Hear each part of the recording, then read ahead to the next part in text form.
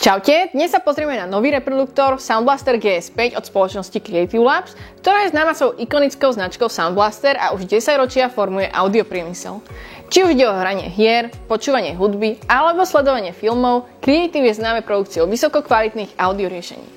Poďme sa pozrieť, čo tento nový prírastok do ich ponuky prináša. V balení ako prvé nájdete pochopiteľne reproduktor. K nemu je priložený USB-C na USB-A kábel a diaľkový ovládač, ale pozor, batérie nie sú súčasťou balenia, budete potrebovať dve štandardné AAA batérie. Súčasťou je aj podrobný manuál, ktorý obsahuje všetky potrebné informácie a je dostupný v niekoľkých jazykoch vrátane slovenčiny a češtiny. Nakoniec je tu ešte malá biela krabička s vymeniteľnými napájacími adaptérmi, ktoré sú veľmi jednoduché na výmenu, čo zabezpečuje možnosť použitia kdekoľvek vo svete. Čo sa týka dizajnu, Sound Blaster GS5 je jednoduchý, ale štýlový. Jeho kompaktný obložníkový tvar s zaoblenými hranami a matným čiernym povrchom mu dodáva prémiový minimalistický vzhľad, ktorý dokonale zapadne do každého setupu, či už na hranie hier alebo prácu. Nepôsobí príliš nápadne, ale práve to je jeho prednosť. Je funkčný a elegantný. Jednou z hlavných predností je vstavaný OLED displej na prednej strane, ktorý je veľmi praktický. Displej zobrazuje kľúčové informácie ako aktívny režim, úroveň hlasitosti a stav pripojenia. Je jasný, ostrý a dostatočne dobre čitateľný, i keď je schovaný za mriežkou. Kvalita spracovania je výborná, presne ako by ste od Creative očakávali. Pôsobí pevne a hladký povrch je ošetrený vrstvou, ktorá nezanecháva stopy otlačkov prstov. Avšak povrchová úprava funguje dobre všade, okrem prednej časti reproduktora, kde sú otlačky prstov o niečo viditeľnejšie, ako môžete vidieť tu. Aj napriek ľahkej konštrukcii pôsobí robustne a odolne, takže je spoľahlivou voľbou na každodenné používanie a v prípade potreby aj jednoduché premiestnenie. Ak máte radi jednoduchosť a praktickosť, tento reproduktor vás nesklame. Predtým, ako prejdeme na zvukový výkon, chcem vás upozorniť, že nie som žiadny audioprofesionál. Kvalitu zvuku hodnotím iba na základe bežného používania. GS5 je vybavený širokopásmovými racetrack meničmi s frekvenčným rozsahom od 65 Hz do 20 kHz. Maximálny výkon 60 W zabezpečuje výrazný a čistý zvuk. Dizajn bazreflexovej trubice zlepšuje reprodukciu basov, čím zabezpečuje hlboké a pôsobivé nízke frekvencie bez kompromisov v čistote stredných a vysokých tónov. Pri hraní hier vyniká režim Super Wide, ktorý zlepšuje pozičný zvuk, takže viete presne detekovať vašich súperov. No pri počúvaní hudby odporúčam režim Super Wide vypnúť, zvuk hudby je tak presnejší a výraznejší. A aj keď mojim mikrofónom a kamerou nemôžem úplne presne zachytiť kvalitu zvuku, pokúsim sa vám aspoň pre ilustráciu ukázať, ako tento soundbar hrá na niekoľkých nahrávkach.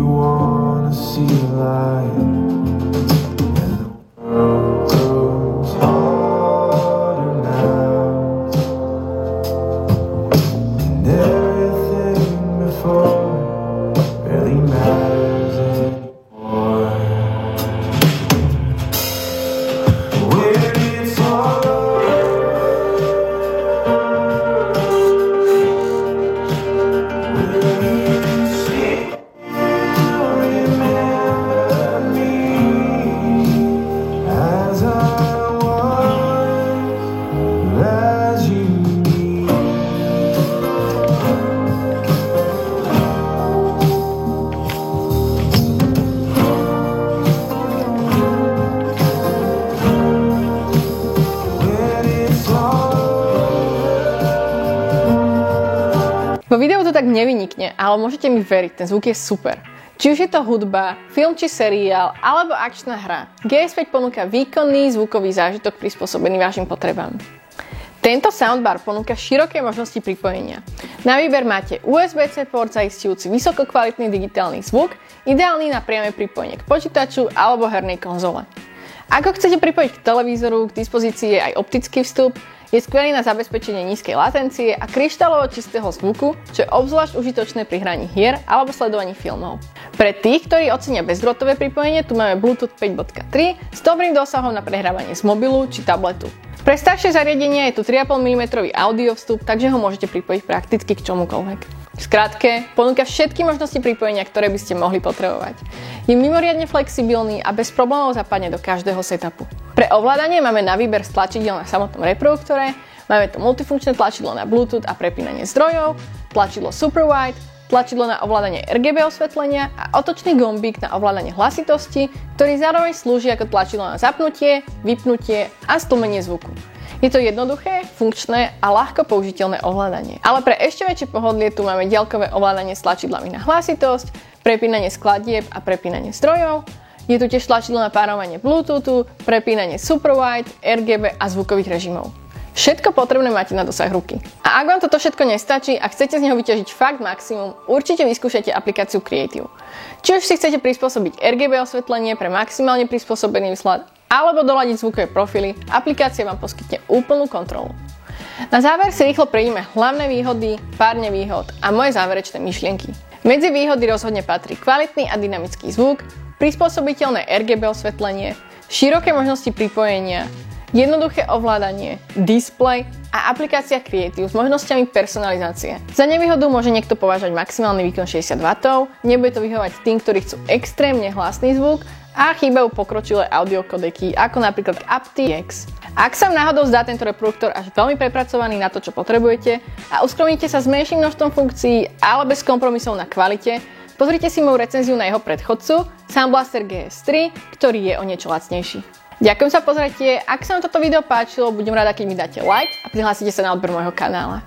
Všetky dôležité informácie a odkazy nájdete dolu v popise videa a ak máte akékoľvek otázky, napíšte mi ich do komentára a ja vám rada odpoviem. Nakoniec vám ešte hodím ukážku RGB režimov a vidíme sa na budúce. Oh, to be a kid again, to feel the sun upon my skin, to laugh and play until the sun goes down. Oh, to feel the little joys, to never make one single choice, and know that nothing's gonna stress me out. Oh,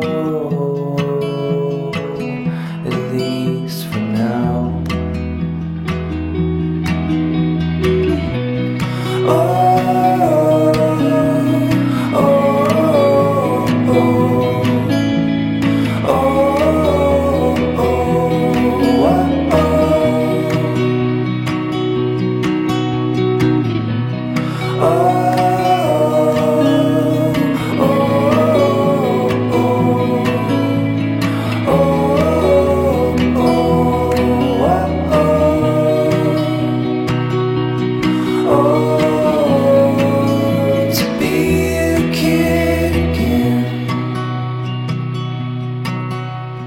Oh, to be a kid again, to feel the breeze creep up my skin, to be so full of life and without care. Oh, to love the little things, the ones that we can't seem to see, 'cause everyone around us has gone